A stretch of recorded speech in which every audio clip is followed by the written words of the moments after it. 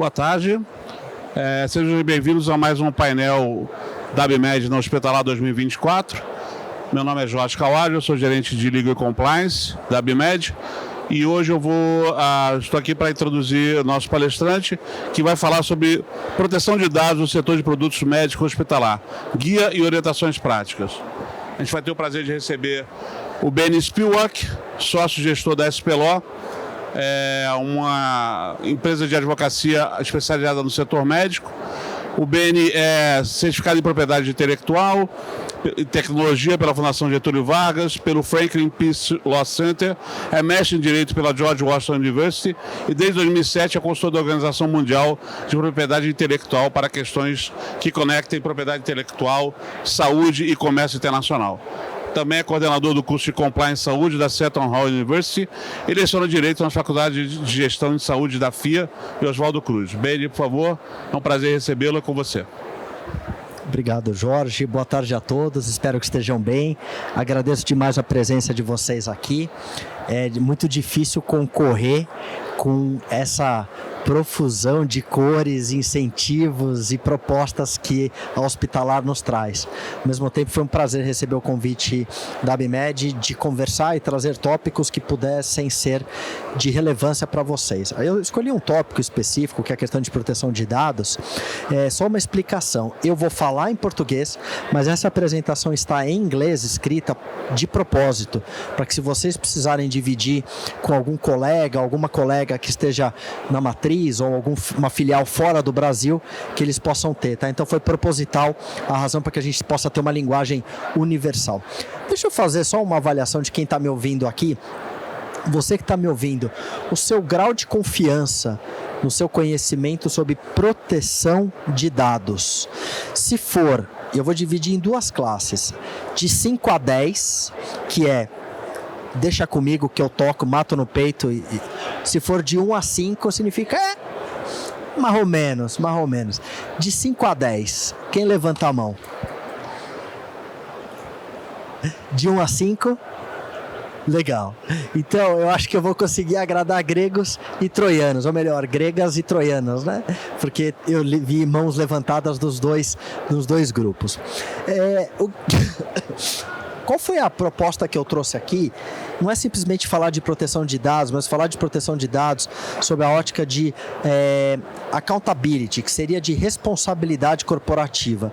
Porque muitos de vocês, se não todos, participam, ouviram falar, leram sobre a questão de adequação à LGPD, como fazer um mapeamento. Não é disso que eu quero falar. Eu quero falar de como é que você, no dia a dia, na tua empresa de produtos médicos, lida com o tema de proteção de dados. Esse aqui é mais ou menos o guia do nosso índice, né? Então eu vou fazer uma provocação sobre, se não fosse a Covid, será que a gente já estaria discutindo proteção de dados em 2024?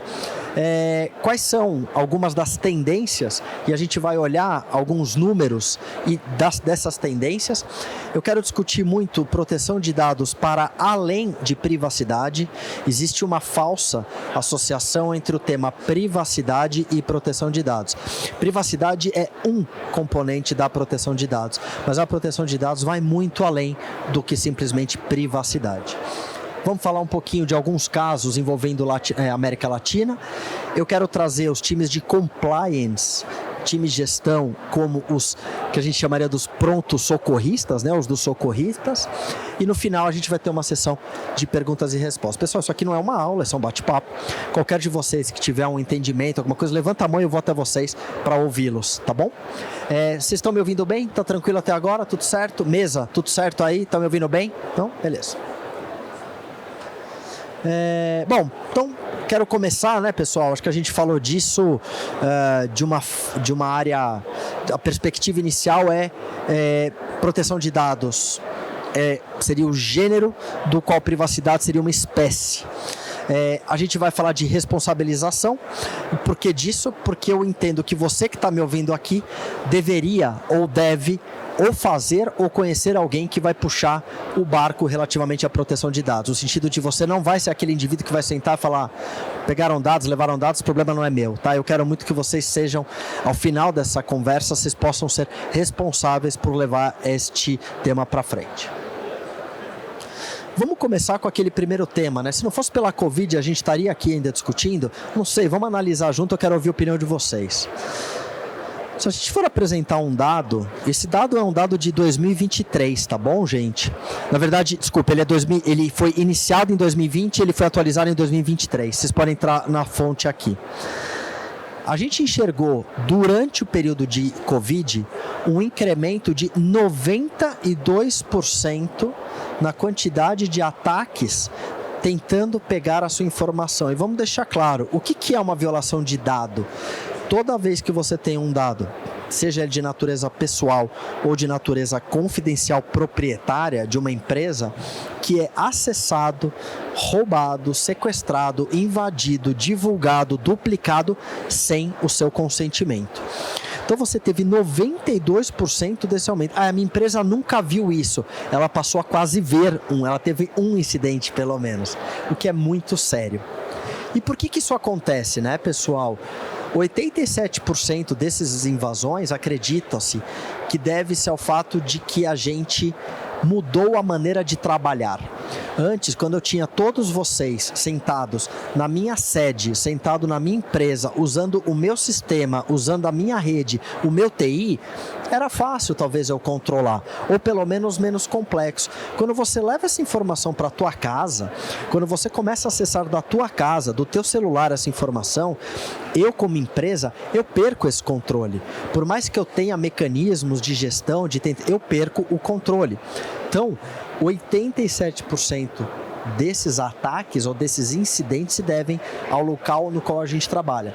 E pelo que eu tenho percebido, eu não sei vocês, a gente pode até voltar um pouco, mas a gente não volta mais para onde nós estávamos previamente a março de 2020. A gente vai continuar trabalhando também de casa.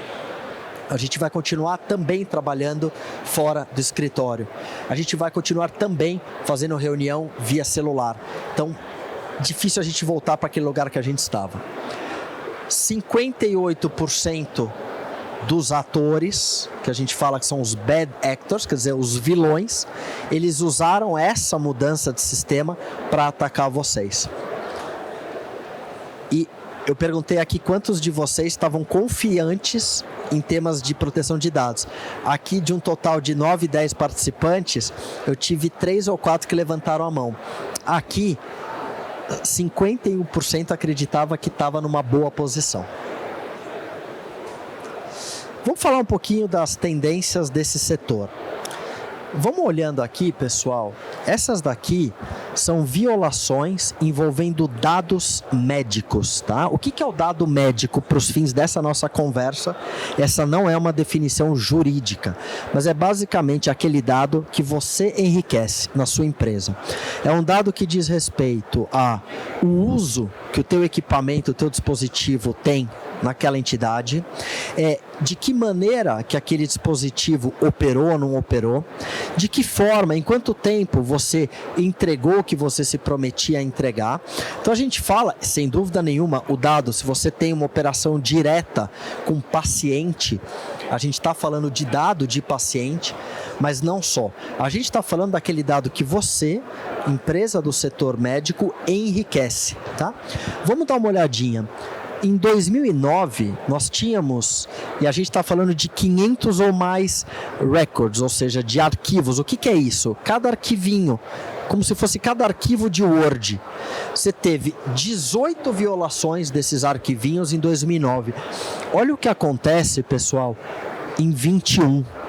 Olha o que acontece em 22. Olha o salto que a gente tem de 2019, pré-pandemia. Então, o que a gente está enxergando? Foi a pandemia que causou o problema? Não necessariamente. foi a digitalização desse sistema. Você está conversando hoje em digitalização da tua solução. Até ontem você possivelmente era uma empresa de produto. Hoje você é uma empresa de solução. Você integra produto com solução. Para você fazer esse salto, você necessariamente trabalha com informação. Informação médica, informação enriquecida. E é disso que a gente está falando. A gente está aqui. Agora vem a pergunta, mas por que, né, que esse dado é um dado tão relevante? Ou, na verdade, deixa eu só trazer um pouquinho, acho que isso aqui é interessante. De onde que essa violação, esse uso indevido veio, tá? Veio de documento que eu deixei no meu carro e o manobrista levou para casa. Esquece. 7% desse dado só. Do que a gente está falando? Que é uma preocupação que a gente tem. Meu cachorro comeu uma lição de casa, lembra daquela coisa? Não é disso que a gente está falando. A gente está falando isso aqui, ó. 43% é do termo em inglês que a gente fala hacking, que nada mais é do que uma invasão indevida no teu sistema. Ou seja, é de fato um ato trabalhado, pensado, arquitetado e que a gente muitas vezes ajuda. Eu deixei uma porta aberta, alguém entrou ali dentro. Eu esqueci de ativar o alarme, alguém entrou ali dentro. E isso levado para o mercado digital. Vejam então que a nossa grande preocupação tá nesse hacking, que é essa invasão indevida. Onde que a gente começa a enxergar? A gente estava muito preocupado com o crescimento vertiginoso do que a gente chama aqui do ransomware. Vocês já ouviram falar disso? É o sequestro de dados. Eu entro na tua empresa, eu bloqueio o teu acesso ao teu e-mail, você não tem histórico daquilo, em troca do quê? De dinheiro, de Bitcoin. Então, olha, eu vou liberar os dados da empresa X limitada se você me pagar, se você fizer. Quanto custa uma violação de dado? Tá? A gente acaba falando que a violação de dado ela tem algo como 4 milhões de dólares de uma violação, tá? E quais são os componentes? Vejam comigo como isso faz todo sentido do ponto de vista prático teu. Número 1, o menor componente disso é notificação, que é o que a gente mais se preocupa. Eu preciso avisar para a Autoridade Nacional de Proteção de Dados que teve violação. Eu preciso avisar o usuário que teve dados, sem dúvida. Mas olha quanto isso me custa. Isso me custa relativamente pouco, perto do resto. Onde está o resto? Detecção e mitigação disso aqui. Como é que eu vou fazer para que eu identifique a extensão do dano que eu tive? Como é que eu vou fazer para que esse dano não se repita? Como é que eu vou entender o que está acontecendo? Olha o dinheiro que a gente gasta, olha a energia que a gente gasta.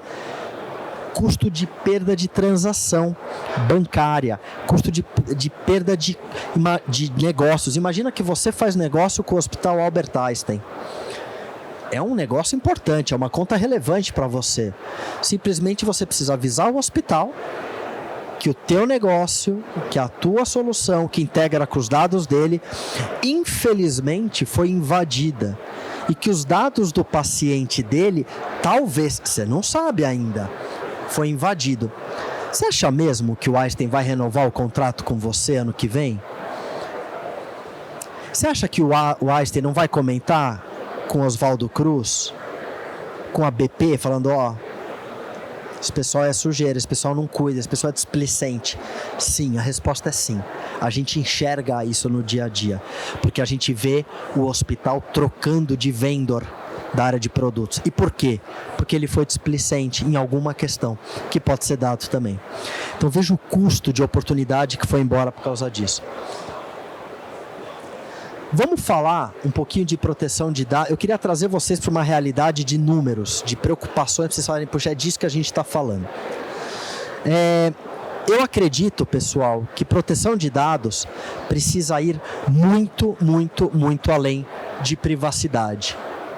E é muito comum, eu até deixo aqui o desafio para vocês, muitos de vocês nas suas empresas falam, não, mas a gente está de acordo com LGPD. A gente fez LGPD, a gente olha a LGPD. Que bom, parabéns. Se dê um tapinha nas costas, comemore. E aí? Qual é o próximo passo? LGPD é um pedacinho muito pequeno do todo. A gente fala de proteção de dados e é disso que eu queria muito conversar com vocês. O principal ponto que a gente enxerga é que existe um gap de comunicação e de conhecimento gigantesco entre as áreas jurídico, compliance, operacional, mercado e TI. Deu problema? Chama o Jefferson da TI, ele resolve. O Jefferson da TI não vai resolver o problema de LGPD, uma violação de banco de dados. E você sozinho também não. Se você não tiver um grupo, se você não tiver um conjunto de indivíduos, se você não tiver uma força-tarefa consciente, integrada, vocês não vão conseguir endereçar esse problema. O que a gente enxerga muito é uma absoluta inabilidade dos times para responder a uma invasão, na medida em que isso de fato tem acontecido, e eu vou trazer um checklist aqui para vocês do que fazer para você se proteger, e a gente enxerga uma gestão absolutamente indevida desse negócio. O que acaba acontecendo? Você tem um cara de TI que manda a comunicação para a NPD, você tem um cara do time de compliance que acaba falando com o cliente, você tem um cara do jurídico que acaba falando com o marketing, tem uma falta de gestão desse tema. E eu preciso trazer uma notícia ruim para vocês. Não, você vai ter uma crise envolvendo um incidente de segurança de dados. Não é se, é quando. Eu estou afirmando para vocês isso. Eu não sou mágico, eu não tenho bola de cristal, mas isso vai acontecer. E por que isso vai acontecer? Porque nós somos a maior fraqueza de uma invasão de dados. Nós, indivíduos. 17% só falou, foi um e-mail marketing que veio e eu cliquei errado. 196 dias entre você ser invadido e você perceber que você foi invadido. Quase um ano para você perceber que você está ali dentro. Número 3. Lembra que a gente conversou de traga seu próprio dispositivo? Eu estou vendo vocês usando o celular, ligando, fazendo. É celular da empresa ou esse celular é teu? Talvez seja teu. E você está usando para falar o quê? Da empresa. Essa comunicação, essa cross-comunicação, sua empresa está perfeita, by the book, o Bill Gates fez a estrutura arquitetônica de segurança do teu sistema. Joia, do sistema da tua empresa, não o teu Android que você usa, não o teu Apple que você usa. Só que quando você usa o teu Apple, tudo que a empresa fez foi embora. O que mais que a gente tem? Quais são, então, talvez as principais medidas que eu deixo para vocês? A gente vai entrar agora em detalhe. Número 1. A gente precisa criar um programa de champion, de líderes da área de proteção de dados. Eu sei que vocês têm uma questão de compliance dentro da empresa, ou seja, como é importante o compliance. Vamos olhar também para a proteção de dados como parte de compliance, tá? Crie um programa de incentivo para compliance em proteção de dados. Número 2, treinamento e saúde de segurança da informação. Deixa eu trazer aqui para vocês, pessoal. Eu preparei esse slide para uma palestra, esse especificamente, cujo treinamento era treinando estruturas em tecnologia sem times de tecnologia. Então, basicamente, eu estou falando com aquele indivíduo que não sabe o que fazer, porque não tem conhecimento ou não tem uma equipe. Esse é o slide que eu quero falar com vocês. Antes, acompanhe aqui comigo, tá, gente? O que você tem que fazer hoje? Na medida em que você não teve uma invasão, você não teve uma violação. Primeira coisa, crie uma política de resposta, que é, o que eu vou fazer se tiver uma violação? O que eu faço? Para onde eu vou? Que documento que eu olhe? Conversa com a matriz para ver se você tem isso. Busque uma. No Google tem uma. Você não quer contratar alguém para fazer? Ótimo. Contrate, pega no Google. Saiba o que fazer antes do que fazer. Número 2. Tenha certeza que você sabe onde que seus dados confidenciais estão. Se eu perguntar aqui para vocês agora, o que é o dado confidencial da tua empresa? O que você vai me falar que é? São as nossas propostas comerciais. Tá, que mais? É o quê? Faturamento. Que mais? A gente está falando de dado financeiro, o dado do teu paciente, o dado de como que o teu cliente usa aquele produto que você vendeu para ele. A informação estratégica que você tem, como é que você está guardando? Onde essa informação está? Está na mesma cloud, está na mesma nuvem, está no mesmo servidor que você dê essa informação de orçamento, informação financeira? Não estou dizendo que isso é certo ou errado, mas você precisa saber, pergunte-se isso. Tá? Número 3, monitora continuamente suspeitas de vazamento. Achou uma informação sua no mercado, jogado, recebeu um e-mail dizendo, olha, achei teus dados, pensa, entenda o que está acontecendo. Dê credibilidade para essas coisas. E por último, sempre que você puder, faça treinamentos, ensinamento para esse pessoal. A gente sempre fala, treine os mais fracos. Sabe quem são os mais fracos? Somos nós. Porque a máquina não precisa ser treinada, a máquina tem inteligência artificial, ela está treinando ali. Você está pagando uma subscrição, uma mensalidade de um sistema, um software que vai atualizar. Nós precisamos ser treinados, porque nós somos o eixo mais fraco. O que acontece, pessoal, durante uma violação de dados? Então, chegou aqui e a gente já esteve, infelizmente, muitas vezes nessa situação do lado, não de vocês, mas de colegas de vocês. Primeira coisa que o cara faz é, pega na minha mão, vamos chorar junto. Ótimo, choramos. O que a gente faz agora? Primeira coisa que a gente tem que fazer. A gente precisa validar essa violação. Talvez alguns de vocês já tenham recebido, vocês não precisam falar com a cabeça nem sim nem não.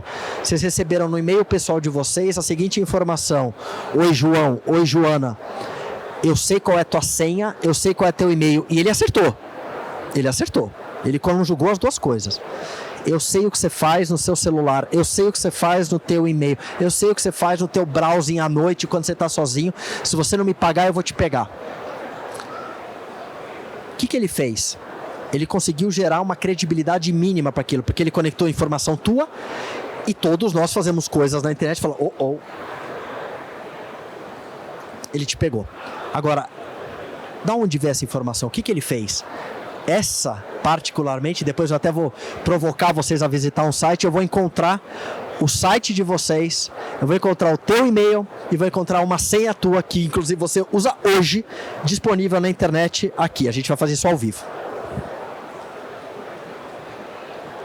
Como é que a gente valida se aquele dado é real ou não? A gente precisa entender, aquela violação, fui só eu. Ô, Joana, você recebeu um e-mail ontem da empresa, no e-mail da empresa? João, você recebeu? Não, só eu. Por quê? Não, ouvi dizer que, se ele fala recebi, já são 2. Antônia, recebi, já são 3. A gente está gerando credibilidade relativamente àquele incidente, tá? Sempre tenha um gestor de processo. Não dá para ter cachorro com 2 ou 3 ou 4 ou 10 donos. Alguém precisa ser o dono do problema ali dentro, tá? Quem é o seu time de resposta? Com quem você vai falar? Imagine que você é o gestor do incidente. Quem está junto com você? O Jefferson da TI. Ok, mas ele sabe que ele está ali ou ele está de férias? Se ele estiver de férias, quem entra no lugar do Jefferson? Quem entra do time jurídico, compliance, regulatório, você sabe quem são essas pessoas? Tenha esse time. Lembra que a gente falou, prepare antes, mas nessa hora você chama todo mundo. Agora está todo mundo, não só no mesmo barco, mas remando para o mesmo lugar.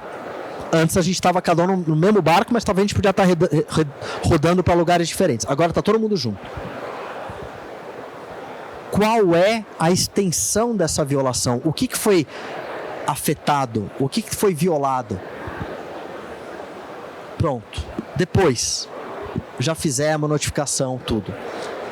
A gente precisa avisar a Autoridade Nacional de Proteção de Dados, não sempre, não é para tudo que eu preciso. Uma das áreas mais sensíveis para vocês é a área de usuários e paciente. Você viu que eu usei duas terminologias, usuário e paciente? Eu estou considerando um sistema que faz uma gestão crítica ou de apoio a uma gestão crítica em um hospital. Eu tenho um determinado produto que é entregue para um hospital, que é usado em fase de CTI ou UTI, e ele tem um componente eletrônico. Eu estou lendo aquela informação, eu estou fazendo acesso àquela informação. Que informação que eu estou recebendo? Eu estou recebendo o dado do paciente, eu estou sabendo que é o João que está internado ali ou não? Eu estou sabendo que tem um senhor de 55 anos ali internado sob gestão. Se foi o segundo caso, se eu não identifico a pessoa, eu não preciso fazer comunicação para a autoridade. Eu faço comunicação para a autoridade quando eu consigo identificar o dado e a pessoa. tá? Sempre importante, pessoal, aqui a gente guardar dados e evidências de que essa violação ocorreu. A gente precisa colecionar, guardar essas informações. E por último, a gente precisa revisitar como que a gente cuida dos nossos processos internos. E por último, eu sempre sugiro que o gestor tire férias. Se vocês tiverem esse slide na sua tela, eu garanto para vocês que vocês têm 80% a 90% do seu processo mitigado. Porque isso aqui te indica, basicamente, de um ponto de vista muito prático, quais são os cuidados que você precisa adotar numa gestão de crise cibernética. Deixa eu trazer alguns casos aqui relevantes que talvez vão ressoar para vocês. E aqui a gente está já indo para os finalmente da apresentação. Bom, eu acho que aqui vocês, esse é um caso, e de novo, eu volto a dizer, pessoal, está em inglês, para que vocês possam depois dividir dentro das organizações, tá? Tem algumas pessoas que chegaram agora, eu só estou explicando isso. O que aconteceu nesse caso, que eu acho que todos vocês entenderam e participaram? Quero comprar uma bala. Quer CPF na nota, senhor, senhora? Não quero, porque eu não participo do programa Nota Fiscal Paulista. Quer CPF na nota, senhor, senhora? Eu já disse que não. Se você não me der seu CPF, eu não consigo abrir a caixa. Eu não consigo processar a tua venda. Já passaram por isso alguma vez? Ou, você não quer desconto? Me dá teu CPF. Quando tem desconto, quando alguma coisa é de graça, tenha certeza o produto é você. Essa é uma regra extremamente real, tá? O que estava acontecendo, pessoal? E isso não é exatamente exclusivo desse setor. E eu quero muito que vocês pensem como isso ecoa e é válido para a nossa área. Dados de prescrição médica, aquela que foi avalizada no balcão de farmácia, aqueles dados concentrados estavam aparecendo na mão de empresas de consultoria. Por quê? Porque as drogarias foram acusadas, esse é um procedimento que está em curso, então a gente não pode determinar nada, que eles pegavam essas informações e eles estavam vendendo essa informação, incluindo o dado biométrico do indivíduo. Tá? Para que eles estavam fazendo isso? Bom, basicamente, se eu sei que eu tenho um consumo maior do medicamento X, do dispositivo Y, na manhã de quarta-feira, talvez eu vou reforçar a minha ação, minha venda naquele dia. Vamos tirar isso do ambiente da farmácia, vamos levar isso para o ambiente hospitalar, ou de pesquisa clínica, ou para o ambiente médico hospitalar. Quanto de dado do teu cliente você não quer acessar? Hoje você tem um sonho, quer saber qual é a informação que esse meu cliente tem. O que ele sabe que eu não sei? É proibido você acessar esse dado? Não é proibido. Só precisa fazer isso de uma maneira consistente. Então, você tem interesse em trabalhar com dados?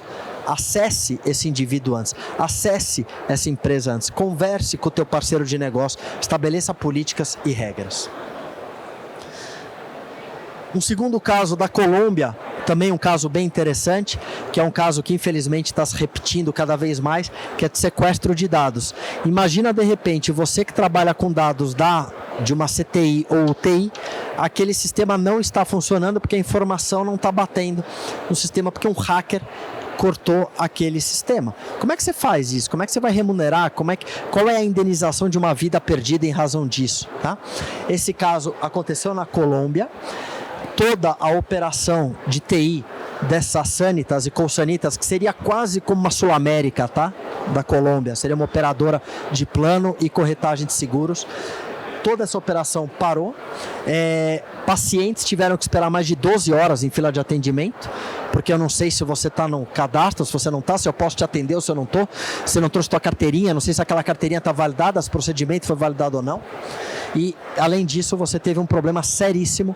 Mais de 3 terabytes de dados sumiram, estão na internet. Ou seja, dados de quanto aquele indivíduo pesa, quais doenças ele tem, quais males ele trata, quem da família dele tem aquele mal também. Imagina a quantidade de informação confidencial que não foi violada. O caso do Peru, esse é um caso exaluto, foi bem interessante também. Aqui entrou basicamente no SUS deles, tá? E aqui você teve um vazamento de quase da base integral dos peruanos e peruanas na internet. Até hoje, o dados de saúde de peruanos e peruanas está na internet. Qual foi o grande aprendizado do caso do Peru? Não fazia sentido o SUS local ter tanta informação. Essa é a provocação que eu faço para você. Você quer dado do seu cliente, você quer dado do seu usuário. Agora, quanto é suficiente? Você precisa de tudo? Você precisa de todo tipo de informação? Talvez não. E por último, da Argentina, que foi o ano passado, a gente teve esse grupo que entrou na PAMI. A PAMI seria uma espécie de Qualicorp. Acho que mais ou menos dividindo aí seria uma espécie de uma Qualicorp. E a gente teve 25, eles pediram 25 bitcoins para liberar. 25 bitcoins é o equivalente quase a 250 milhões, uma coisa assim. É muito dinheiro. Para liberar, eles colocaram samples, né, amostras de dados, falando, olha, é verdade, eu não estou mentindo, está aqui. Inclusive, eles pegaram o dado de com quem eles estavam conversando. Ele falou, o teu dado está aqui teu extrato inteiro de informação, para mostrar que eles eram de verdade. E o caso da Costa Rica, que eu finalizo aqui, que basicamente você teve um cyberataque. O que eles fizeram aqui, na Costa Rica especificamente, existe uma relação entre escolas, academia e centros médicos. É um centro interligado, é como se fosse a escola de medicina da USP oferecer serviços de saúde para os assinantes, para os pacientes dela. Então a escola foi afetada, afetando em cadeia toda essa cadeia de profissionais. Bom, como é que eu quero... Na verdade, eu gostaria de terminar aqui com vocês com a seguinte mensagem, tá, pessoal? E esse é meu último slide. Quando você for trabalhar dado dentro da sua empresa, você for acessar esse dado, pegar essa informação, considere, por favor, essas perguntas. O dado que você vai acessar, você está acessando com algum propósito? Ou você está acessando porque sim, precisa de propósito? Propósito efetivo. Ó o Valban, obrigado Valban que você veio. Adequação. O propósito é adequado? O que você quer? Eu quero vender mais. Entendi. Para vender mais é um propósito legítimo. Eu preciso saber o tipo sanguíneo do meu comprador? Talvez não. Não é adequado para a finalidade do meu propósito. Número 3, necessidade efetiva. Você tem um projeto em andamento ou você vai pegar aquele dado para deixar guardado, armazenado? Não, eu tenho uma utilidade para aquilo.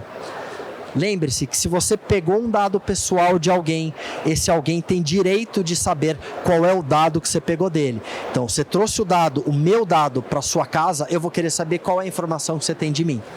Então, se você levou uma informação pessoal para sua casa, para sua empresa, de quem você pegou o dado, vai poder chegar e falar, olha, que informação que você tem aí dentro.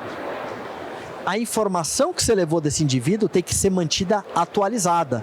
Olha, eu não quero mais que você diga que eu sou tipo O negativo. Eu não sou O negativo, eu sou O positivo. Você tem obrigação de ajustar isso. Por quê? Porque você levou minha informação para casa. Então você precisa manter a informação correta. Olha a dor de cabeça que é levar a informação pessoal para dentro de casa. Transparência, como a gente conversou, disponibilidade de acesso, segurança e prevenção. Você precisa imprimir e utilizar mecanismos de proteção de dados, software antivírus, mecanismos de proteção contra acesso indevido. Você precisa ter robustez nessa proteção. Você nunca pode, sob hipótese nenhuma, usar o dado para discriminação. E discriminação não é gosto disso ou daquilo. Discriminação é eu vou precificar de forma diferente. Discriminação, para a lei de proteção de dados, esse indivíduo paga daqui 100 dias, esse paga em 5. Então eu vou dar um desconto para esse cara que paga hoje e vou fazer mais caro para o que vende daqui 100 dias. Olha como é uma coisa bem ampla, tá? E bem complexa. Pessoal, O que eu coloquei a mais, encerrando aqui a palestra? Eu deixei para vocês poderem ler um guia sobre a Lei Geral de Proteção de Dados brasileira. Muitas vezes o pessoal pergunta para vocês, como que a LGPD funciona, o que ela tem que ter, o que não tem que ter. Essa apresentação tem alguns slides aqui na sequência que facilitam para você as respostas e elas já estão colocadas em forma de pergunta e resposta, tá bom? Para vocês usarem. Então, isso dito, olha, tem as penalidades, tem tudo.